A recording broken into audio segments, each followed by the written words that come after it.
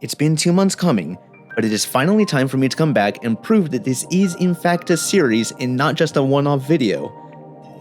Thank you all for your warm and kind reception to my pilot episode back in May. The comments brought a smile to my face, and God knows that's something we all need in 2020.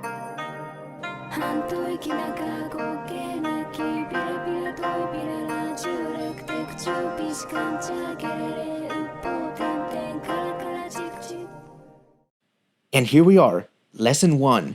Now, as a reminder, there is another episode called Lesson 0. And I called it Lesson 0 for a few reasons. One of those reasons is that it's about orthography and phonology, which I am so sorry to all the linguists out there, I see as window dressing for a language rather than being interesting parts of the language itself. I see them as hurdles to be overcome on the way to the cool stuff like grammar. And I'm sorry, that's the way I feel about it. I'm so sorry. But grammar is what we're looking at today. We're looking at how to say some very basic sentences, in particular, how to say that something is something, how to say it is not something, and how to ask if it is something. Now, although I did just diss Lesson 0, I do think that you should take a look at it if you like this episode and you haven't seen it yet. I introduce a lot of resources that not only am I using to make this series, I also introduce resources that I made for you who are watching this series, such as an Ainu katakana writing system review tool, possibly the only tool out there on the internet to review katakana in the context of the Ainu language rather than the Japanese language. Now, in addition to all the resources I introduced in Lesson 0, not all of which are in this slide by the way, I would like to introduce 2 new resources. Something you realize really quickly when learning Ainu is it is a huge hassle to type it in katakana. It uses a lot of non-standard Japanese characters that you cannot type even with a Japanese keyboard setting installed on your computer. And so I made this little web tool where you can type something in the Ainu Latin alphabet representation, and it converts it automatically to the katakana representation with small characters that are non-standard and everything. And then you just click the copy button and paste it wherever you need it. So, use it, abuse it, let me know if you have any issues. Next, if you did watch Lesson 0, you might remember the name Maya Sekine.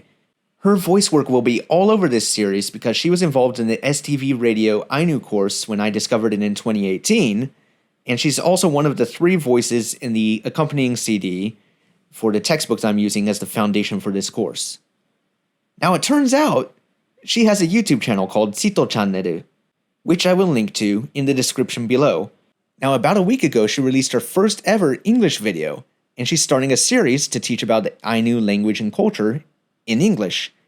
Judging by her past videos in Japanese, it seems that she has a very different style and focus than my videos will have, which is great, because if it didn't, I would step back and make room for her. But now there's room for both of us, and I think that our videos can complement each other really well.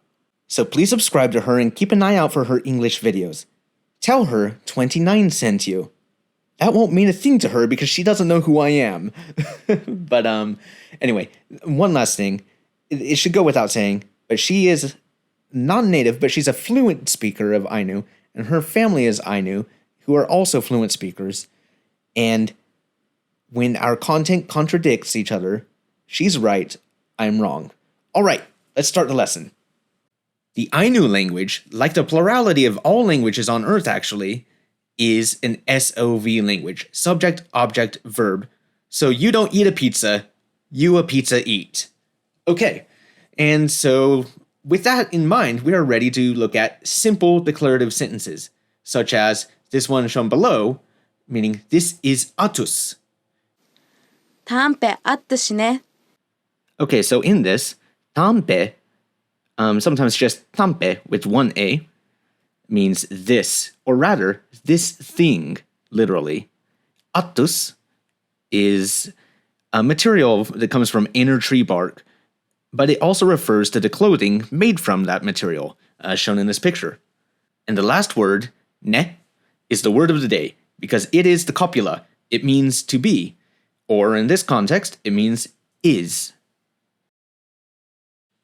Now, if you're familiar with other East Asian languages such as Chinese, Japanese, Korean, You might be surprised to hear that Ainu verbs conjugate to agree with the subject in person and number. Not only that, they also conjugate to agree with the object, but that's another topic for another lesson. Something I do want to point out right now, though, is that the conjugation table you see on the slide is not complete. In particular, you will come across very different conjugation patterns in oral epic poetry and formal speech.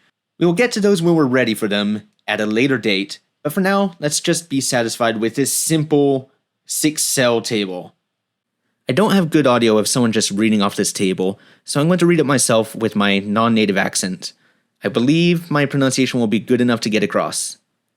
Okay, so, I am, dune, we are, tine, singular, you are, or thou art, ene, plural, you are, or ye are, etine.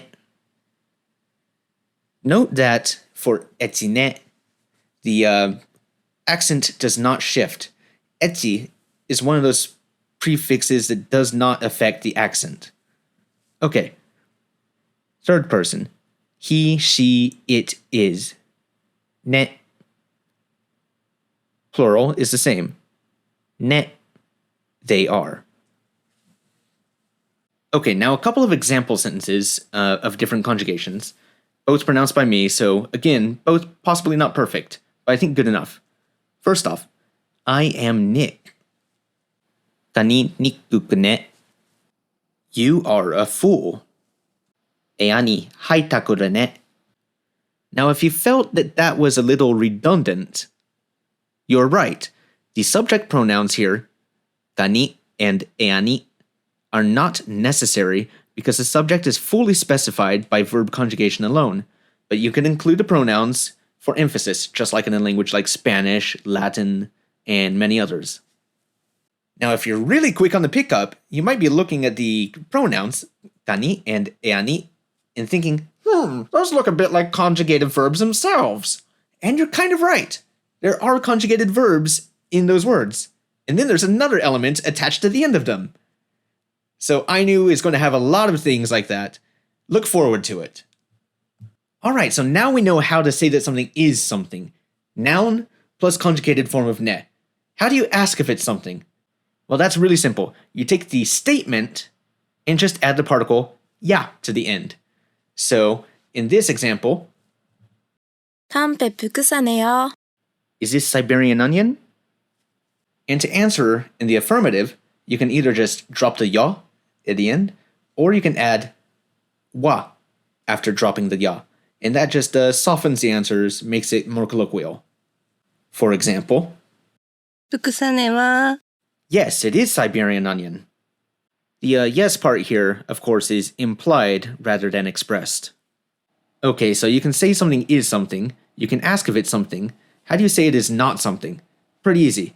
Just before you say ne, say somo, and that negates the verb. 담배 부끄사기 나네요. Is this nirinso? Nirinso is a kind of Japanese wild vegetable. そうも福崎なそもね No, it is not nirinso. Changing gears a little bit, let's now look at how you would tell someone to do something. An imperative. The imperative form of a verb does not conjugate to agree with the subject. In other words, it is the same form as the third-person subject form, which is the same as the dictionary form, until we start conjugating for object agreement. But the third-person object case is also null, just like the third-person subject case. So we don't have to worry about that right now.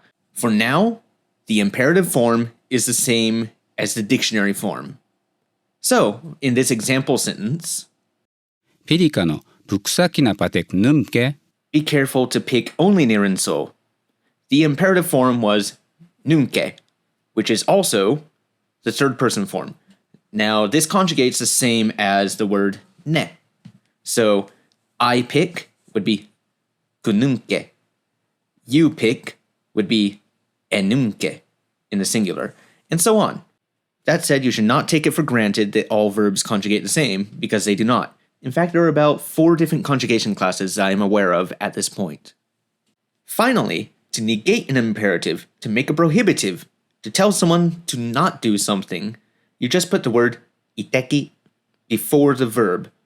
So, for example, to tell someone, don't touch something, you would say, いてきけれ where kere is the imperative form of to touch. And then the way you would respond to an imperative, if you're an agreeable person, would be to say, えー、 which basically just works like okay in this situation. And that's all for new grammar in this lesson. This lesson was based on lesson 1 of the New Horizons text, and the theme of that lesson is foraging wild vegetables. So I want to take together the cultural notes from that lesson, and also some cultural notes from the 2018 STV Radio Ainu course, and just put them together and summarize them in a few slides. Until fairly recently in the scheme of things, the late 1800s, the Ainu were not an agricultural society. They were hunter-gatherers until they were basically forced to take part in Japanese agricultural society when Hokkaido was annexed by the Meiji government. Since wild vegetables are so important to the traditional Ainu lifestyle, many places are named after the wild vegetables that can be found there. For example, トゥレプン内 is a marsh where you can find giant lily bulbs. Giant lily bulb is, トゥレ to be present is, うん and marsh is. ない So once more, all together. トゥレプン内 Next, we have another place name, 北牛 which means Siberian onions grow in abundance. So it's a place with a lot of Siberian onions. Earlier, we learned a word for Siberian onion, which was bukusa. Well, here we have a synonym for that, which is, 人 and then to grow in abundance is. 牛 There are a lot of place names like this. In fact, I only have one Ainu language dictionary right now, and it is specifically for understanding place names. Foraging wild vegetables, or, ひなから was traditionally considered to be women's work in Ainu society. Siberian onion, or, ふくさ is still an important element of Ainu cuisine, both for its value as a spice and a source of nutrition. Historically, it was typically minced, dried, and added to soups. And this vegetable, known in Japanese as nirinso, and in Ainu as, ふくさきな also remains in common use. It's a popular ingredient for ohao, which is an Ainu hot pot soup. And because of this, it has another name in some regions, which is ohaokina. It's preserved whole by bundling and dehydrating. Aconite, or in Ainu, するく is also significant, but for different reasons. It grows in the same places as nirinso, but it is poisonous. And it is easy to mistake one for the other until flowers sprout. Historically, these plants were significant for more than just the risk of being confused with surrounding vegetables. In particular, hunters would poison the tips of their arrows with this plant. Unfortunately for the preservation of traditional culture, this practice was outlawed by the Japanese Empire soon after it annexed Hokkaido. Within a single lifespan, the Ainu were forced to give up their traditional hunter-gatherer lifestyle, forced to learn Japanese, and eventually forced to participate in the war machine of both World War I and World War II. One can only imagine what that must have been like. And that's it for the lesson. Now I just want to talk a little bit about the series itself and our next steps. First off, there is no standard dialect of Ainu, so I am basing my series off of the Sadu dialect because there are so many resources available for it thanks to Maya Sekine. As I touched on earlier, there are other registers of Ainu, such as a formal register, a poetic register, and so on, and right now we're just going to look at conversational Ainu because that's what the intro materials are based on. But what you need to know right now is that if you look up resources on the internet for the Ainu language, you might find things from different dialects or different formality registers, and you might not be able to use them directly with what I'm teaching at this point. I do want to get into that stuff eventually, but we need to walk before we can run, and so we need to start with one standard, the Sadu dialect, conversational, and then we'll move up from there. Okay, so what are the next steps? Well, I'm pretty busy, but I think I can put out a new video once per month if I try hard enough. So that's my goal, one new video a month. And what can you do? Well, I've been working hard behind the scenes to create a lot more resources for people to study the Ainu language. I recently put together a really simple companion page for the first lesson of the New Horizons Ainu language textbook.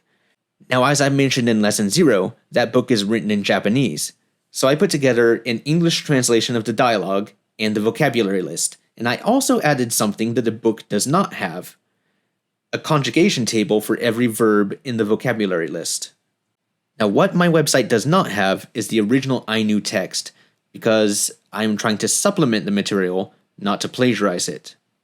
Now, technically, I am already violating copyright whenever I use audio from the textbook in this series. However, as long as I continue to avoid long excerpts such as dialogues, and as long as I'm targeting an audience who cannot read the original book, I think that they will let me slide. So if you do get hold of this book, check it out, make full use of the audio, and use my companion site to see the English translations. If you do it and you like it, let me know and I'll do the whole book. The STV Radio Ainu course, on the other hand, is freely available online, so I feel no risk at all in translating the materials directly and hosting them on my site. That material is also copyrighted, but it's free and I'm addressing a new audience. I think I'll be forgiven for that as well. I think I've translated about 6 lessons from that workbook, and that's really labor intensive because I'm translating it as image files and it's not quite as easy as text editing. Which is to say, the updates for that will come slowly and really only if people express interest in seeing more. So let me know. Just leave a comment in the video saying, hey, I want more. Or if you really like it, you can send me a donation on Ko-fi. And that will really motivate me, I'll tell you that. Anyway, be sure to check out other Ainu language lesson videos while you wait for my next one. I already mentioned Sito Channel, keep an eye on that, she'll upload probably more frequently than I do. And then there's also Oranda Nihon JN, which is Holland Japan JN, who has made about 3 or 4 lessons based on audio of a native speaker, which even I'm not doing. And finally, there's another channel called I Love Languages, which, honestly, you probably found before you found me.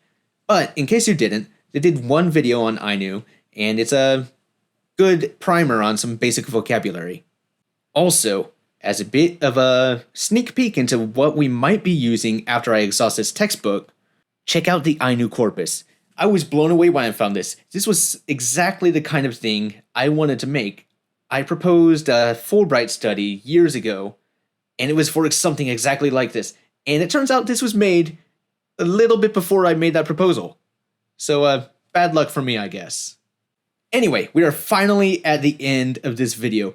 Thank you so much for sticking around this long, and I look forward to making more videos. I look forward to your feedback, and I hope that we go a long way together with this. No lesson plan for next time, because I don't want to commit to making a specific kind of video in case inspiration strikes for something else. See you next month.